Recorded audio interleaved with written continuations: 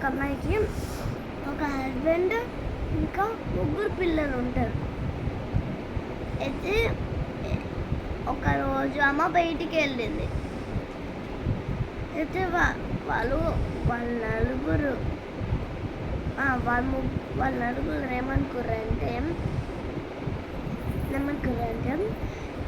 Robot తయారు చేద్దాం, అమ్మ లేదు కదా, బయటికి వెళ్ళింది కదా, ఇప్పుడు అన్నీ మనకే ఉంటుంది ఇష్టప్రకారంగా అని అనుకొని వాళ్ళు రెడీ చేసారు. రోబో రెడీ అయిపోతుంది, వస్తుంది. రాగానే కొద్దిసేపటి వరకు మంచిగా వాళ్ళకి అన్నీ చేసి పెడుతూ ఉంటుంది. కానీ సడన్గా అంటే ఒక్కొక్కరు చెప్తుంటే బాగుంటుంది, కానీ అన్నీ ఒకేసారి చెప్తే వాళ్ళు ఎలా చేస్తారు, పని చేయలేరు కదా. మనకు అప్పుడు కోపం వచ్చి వాళ్ళకి హెల్ప్ చేయకుండా పోతుంది.